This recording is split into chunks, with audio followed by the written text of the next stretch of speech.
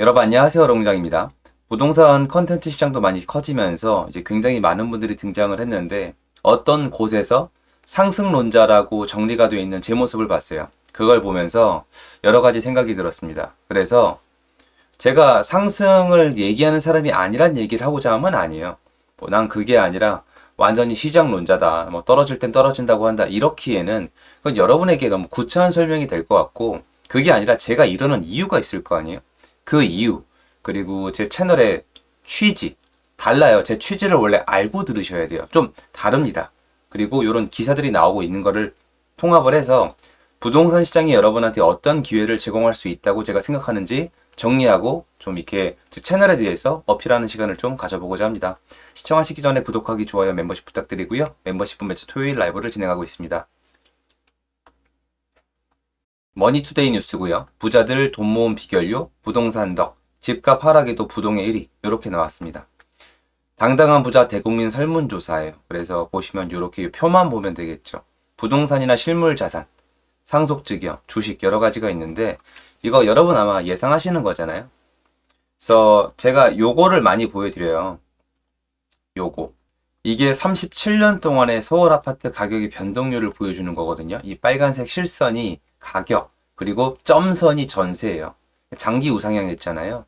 그래서 여러분 보시면은 부동산 시장의 상승을 얘기하는 게 이상한 게 아니에요. 그리고 이 안에 왜 올랐는지 어떤 논리로 오르는지를 생각을 해보면은 자연스러운 일이거든요. 물론 보시면 진폭이 있고 굉장히 어려웠던 때가 있어요. IMF 있습니다.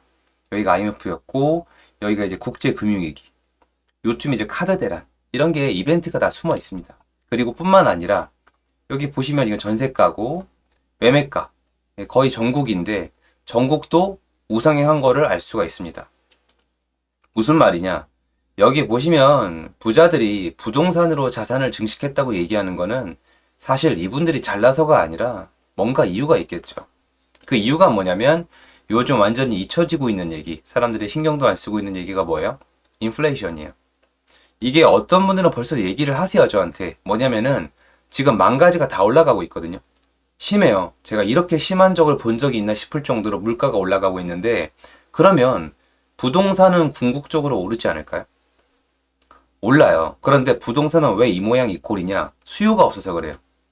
못 사게 하고 안 사니까, 무서우니까. 어떤 거냐면 여러분이 지금 물가가 올라간다고 난리를 치시는 것들은 뭐냐면 기본 수요가 이탈을 안 해요.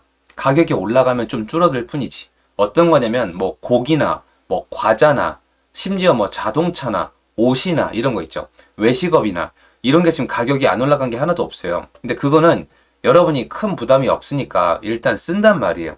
가격이 올라가면 좀 덜 쓰지만. 그런데 수요가 받쳐주니까 인플레이션이 여기 녹아드는 거예요. 근데 지금 눈에 보일 정도면 심한 거거든요.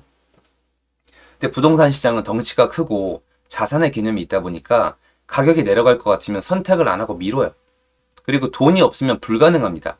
그런 면에서 지금 수요가 없으니까 시장이 많이 망가졌지만 그 안에서는 인플레이션이 꿈틀꿈틀할 수밖에 없는 게 제가 시행을 해봐도 시행하는 사람 입장에서 가격이 다 올라갔어요.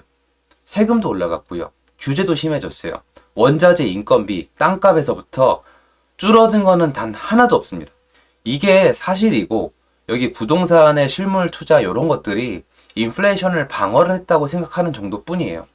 그래서 여러분에게 같이 부동산 투자를 하자고 말씀을 드리는 거예요. 그리고 제가 이렇게 하는 큰 이유 중에 하나는 사실은 제 삶이죠. 저희 집 없이 세살이만 했거든요. 계속 돌아다니면서. 저희 어머니가 고생 많이 하셨죠. 그래서 세살이를 한 25년 했어요. 근데 여러분 중에서 여러분 스스로 우리 어머니 아버지는 대충 사셨어. 그냥 대충 어영부영 살면서 그냥 있는 돈 쓰셨지. 이런 사람은 없어요. 자기 인생은 다 치열하고 힘들고 고생을 많이 하셨고 특히 우리 부모님은 목숨 걸고 사셨단 말이에요. 진짜 일하면서. 근데 그분들을 돌이켜 봤을 때 부동산을 사놓은 분이 통장에 돈만 모은 분보다 잘 산단 말이에요. 전 너무 많이 봤고 그 와중에 그 집주인들 중에서 솔직히 아닌 막말로 쓰레기 같은 인간들도 많이 봤거든요. 그러니까 화도 나고 이랬는데 역사가 반복되고 있더라는 거예요. 왜 반복되는지 봤더니 인플레이션 때문에 그런 거예요. 그리고 나서 제 채널의 취지예요. 여러분들이 만약에 이분들 있잖아요. 부동산으로 부자 된 분들 만나보면은 제일 괴리감을 느끼는 게 뭐냐면 시작점이에요.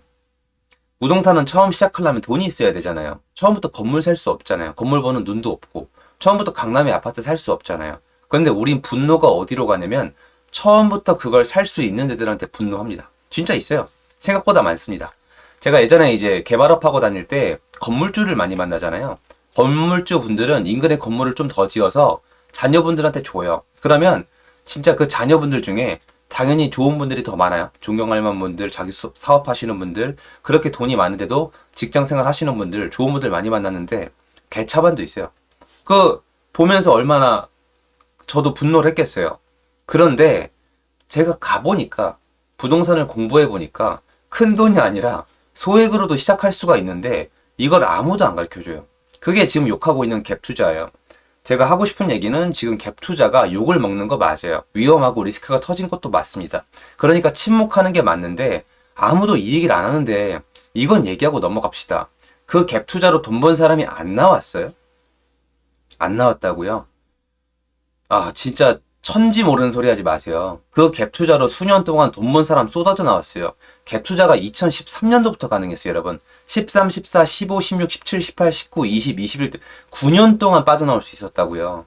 근데 그건 다 잊어버리고 이제는 이 얘기만 하잖아요. 알아요. 이 얘기하면 안 되는 거. 그런데 그분들 중에 소액으로 또는 거의 돈을 들이지 않고 부동산으로 돈을 번 분들이 계세요. 제 채널의 추진 이거예요. 진입장벽이 높아만 보이는 것에 있어서 그러니까 처음에 괜찮은 부동산을 사야 되는 거 시드머니를 노동력이 아니라 부동산으로 모으자는 거예요. 그냥 취지가 많이 달라요. 보시면 제가 뭐 입지 공부를 많이 하는 것도 아니고 대장 아파트를 알려드리는 것도 아니고 결국에는 얼마나 작은 돈으로 언제 들어가서 언제 나온다 이런 개념이 되게 많거든요. 되게 위험하고 힘들지만 제가 왜 그렇게 하냐면 노동력으로 돈을 모으는데 한계를 느꼈어요. 너무 힘들고 너무 불공평하다고 느꼈거든요. 전 불평불만을 멈추고 부동산으로 목돈을 처음부터 만들겠다고 한 거예요. 처음부터 운이 좋았죠. 그리고 나서 우량자산을 사겠다고 하는 거예요. 지금은 건물 지어 올리잖아요. 그래서 제 채널의 취지는 뭐냐면 돈 있는 분들이 물론 그분들도 말씀드릴 건 많아요. 왜냐면 제가 그쪽 시장에까지 진출을 했으니까 돈 많은 분들이 어느 거 딱 앉아가지고 좋은 거 사자가 아니라 그 전에 부동산 시장의 자산가들이 하는 그 투자를 할 때까지의 목돈 그거를 부동산으로 모으겠다는 그러니까 제 본업이 부동산 투자인 거예요. 다르다니까요. 부동산 투자를 통해서 목돈을 모아서 원하는 자산을 산다. 이런 개념인 거예요.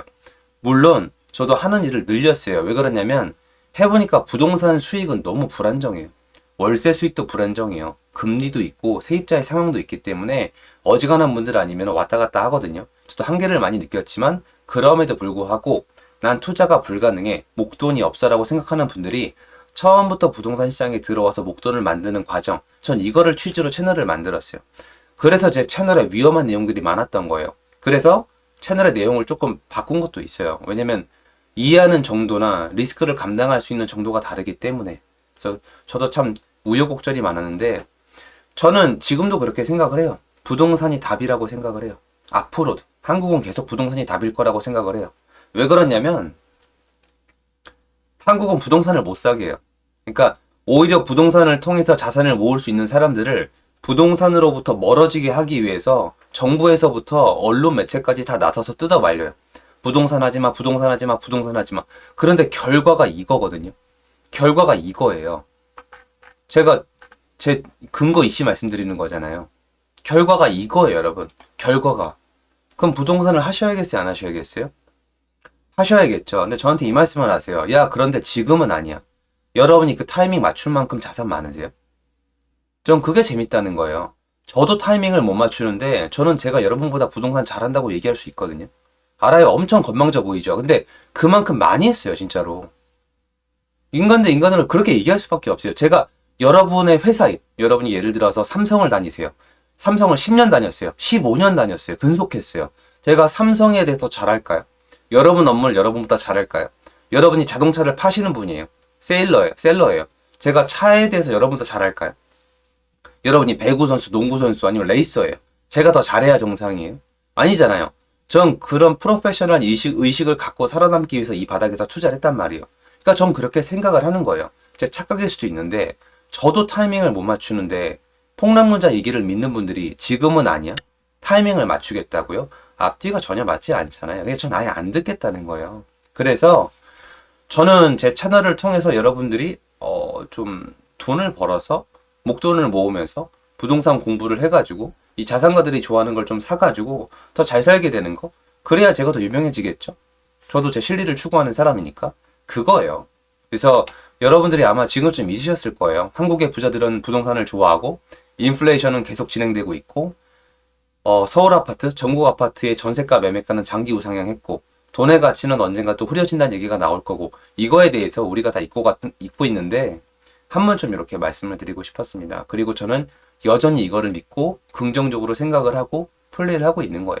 그래서 한 번쯤 지금쯤 한번 말씀을 드리고 싶었습니다.